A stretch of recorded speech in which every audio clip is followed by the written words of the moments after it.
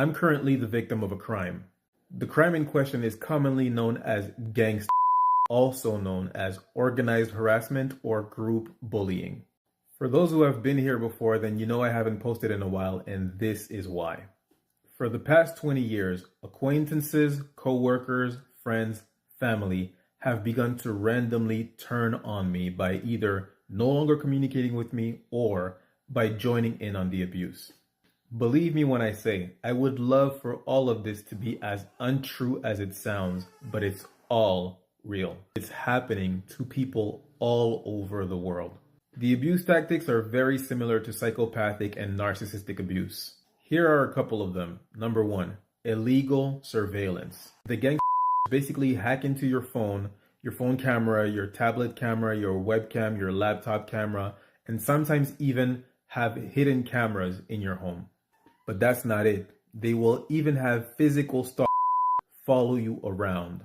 Number two, provocation. This is the typical gotcha game that narcissists play. They poke, provoke, and try to get an emotional reaction out of you. And of course, you're being illegally surveyed, so they get your reaction and they then use it to recruit other people to abuse you.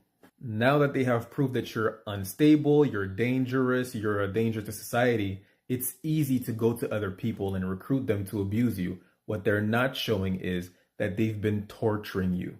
Number three is a tricky one. It's called directed conversation. Allow me to explain to you what it is. This is where people in your life, whether it be strangers, co-workers, acquaintances, friends, family even, begin to engage into conversation with you or around you within your earshot and start talking about things that you said or done in your private life at home, often the day before. Now, of course, it's usually going to be very private or even embarrassing stuff that they're going to mention, and it's meant for you to understand that they're spying on you, while everybody else that hears it doesn't get the same message. For example, if you were to play chess for the first time the day before, and then I meet you and I start talking to you about chess. Once or twice is coincidence, of course, but when it happens over and over and over for decades, it becomes weird. Number four is vandalism. They might pop your tires, key your car, enter your home, steal things, but of course, it's never anything big, nothing that the police would ever take seriously, things that can happen. Or sometimes it's stuff that is just so ridiculous that the police would just look at you strangely if you were to call them. For example, someone comes into your home, grabs your remote control, and then puts it in your car. It's basically meant to make you freak out, to make you understand that you are being spied on, that someone broke into your home, but once you start telling people, they look at you like you're nuts.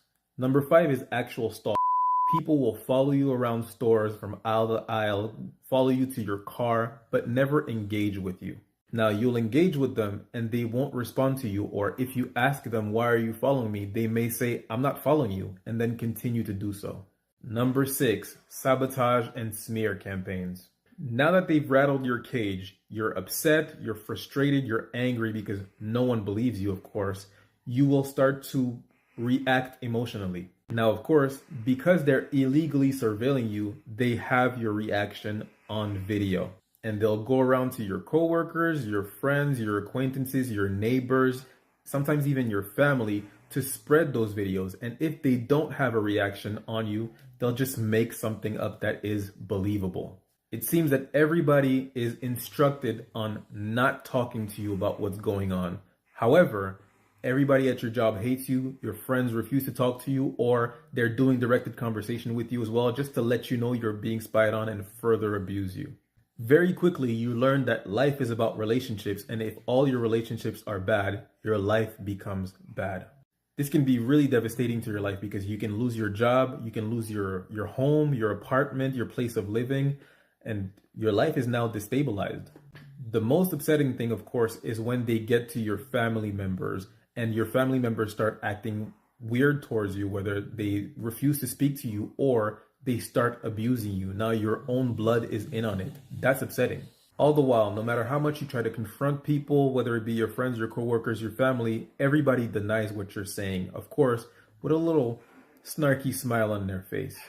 Another form of sabotage that is very common is pest infestation. They infest your homes with the type of bugs that are really hard to get rid of, such as bed bugs or roaches, of course, being very costly in pest control.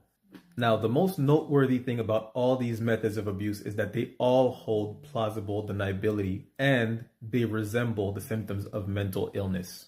When spoken out loud, all of this can look like unrelated coincidences, making it harder to be able to get help and making it easier to create more victims. Because let's be honest, if you haven't gone through anything similar, who would actually believe that any of this is real? Because who has the time, the energy, or even the willingness to put someone through all of this?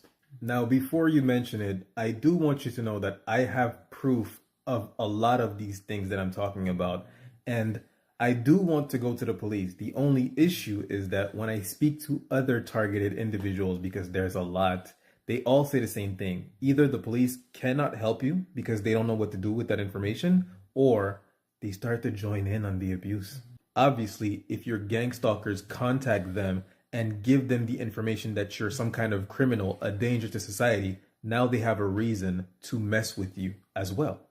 When it comes to the people I have proof on trying to sabotage my life, sending messages to my friend, trying to recruit them by telling them lies about me, I want you to know, I'm going to sue you.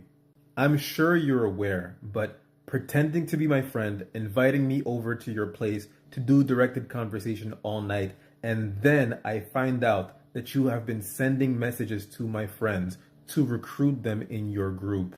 I don't know if you're familiar with the civil code, but you're getting sued. Now, the ultimate goal of gang seems to be to get the victim to spiral, to crash out, end up in jail, in a mental hospital, in severe debt, homeless, or even end their life. On that note, I want to let everybody know and reassure everyone, I am absolutely not suicidal. If anything, I am living in spite of everything that is happening to me, and I'm making every effort to make my life as great as it can be, to spite the people that are doing this to me, because I know that this is the opposite of what they want to see. And I will continue to share my story here to help other victims of gangster in the hopes that it gives them the validation that they need for their experience. Hopefully, this can give you and I a sense of community that we've lost in this gangsta ordeal. Thank you for listening, and I'll be back to share more stories of what's happening to me in the next video.